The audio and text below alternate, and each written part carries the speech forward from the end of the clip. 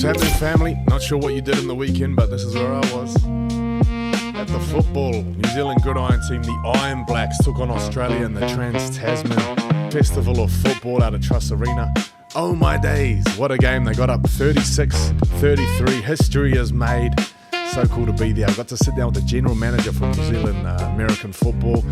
Man, we talk all things about the growth of the sport, what goes on behind the scenes, and the impact and the growth of flag football. That's the five-a-side non-contact version of Good Iron.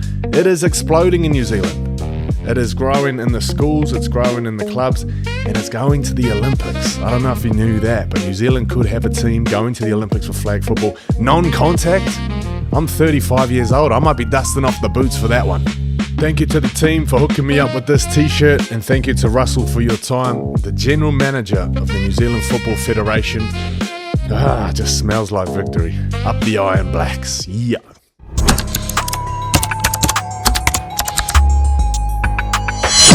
One, two, three. Iron Blacks.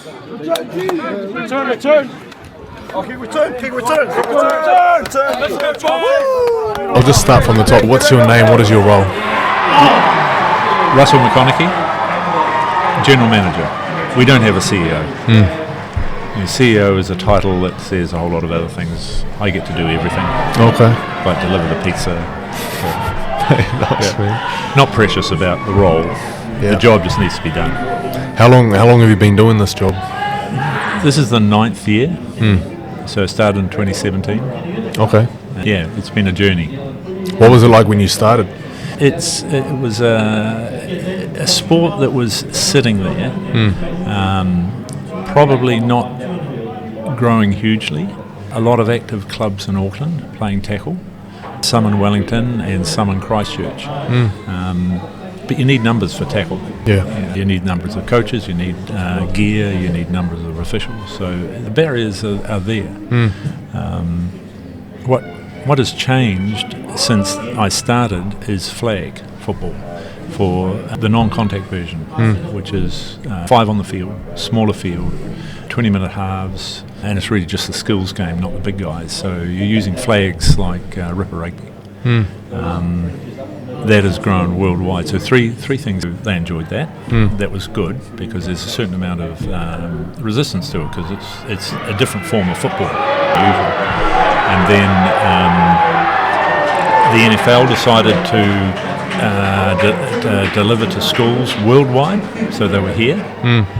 And the third thing was the announcement of the Olympics, the flag going into the LA Olympics. Yeah. So those three things, to give you an example of how that side of the sport has grown and how that affects this side, in 2020 we had 10 teams at our national flag tournament. Last year, in 2025, we had 54. This year we had 88 teams at nationals. Yeah. We had to split it into 2 weekends. Now what that means is we're not getting players that are coming to the sport in the 13 and 14-year-olds where tackle starts. We're getting them earlier. They're choosing the sport. And so that is, those players are coming through to the clubs. And the clubs are transitioning the ones that want to play tackle into tackle. So the tackle side is growing. Not as fast as flag, obviously, because we don't play tackle in the age groups where we're starting to get numbers. 13, 15, 17s are starting to get real numbers. Okay. So we've just had 4 youth teams go to LA. Yeah, I saw that. 2 girls teams under 17, under 15, 2 boys under 17, under 15. And that's a real challenge because they're playing America, they're playing Mexico, they're playing Canada, they're playing the ones where they've grown up playing football. Yeah. So, but what that means for the sport is that in 10 years, these the youngsters that are playing now will be coming through, growing up in the sport rather than adopting it later. So a whole different approach. Yeah. And of course they bring their whānau with them into the clubs, which helps the organisation. And in 10 years' time, the sport will be completely different because of all of that growth coming through. Oh yeah, unbelievable. What's the support like from the NFL? Like when you report these big numbers and more kids playing and more kids wanting to join, is there direct support from the NFL to kind of grow the game? No. It's interesting, yeah. So the NFL's a business. Yeah. And they're here growing the sport because that's their future fan base worldwide, which is great because they're in there doing the schools to work for us in the schools, which we're taking people money and everything. So they're investing in that future, which helps us. The NFL is the American business side. The international body is the International Federation of American Football. Oh, okay, gotcha. Yeah, so they're two different bodies, but they are working together to deliver into the Olympics because the way to get this, the NFL can't represent itself to the International Olympic Committee. It can only be done through an international sporting federation like IFAF, the International Federation of American Football. So we play IFAF rules. For American football, not NFL rules. Okay. So slightly different, which is you would call it college football rather than NFL. That's the rules we pay in Australia and New Zealand. Yeah. So no, we don't get direct money support. We don't get any of that. What we get is them generating interest in the intermediate and high school, junior high school, which helps our sport because all those kids want to come through and play. We speak about generating interest. The crowd here today, unbelievable, great turnout. What's this like this Trans-Tasman rivalry? Is this something that's blossomed over time? This is only the second year of this iteration of this. Us with Australia, Australia said last year we've got to start something, and we said we've got to start something. So last year we played this in Australia, this year here, next year there. And we're just working out what that rhythm will be because it's a pay-to-play sport. Okay, even here, in Australia. So Trans-Tasman travel is not cheap, and moving this numbers around and all the gear. So the only thing we've got to be cognizant of is that we're not overusing the enthusiasm and the wallet for these. So far, so good.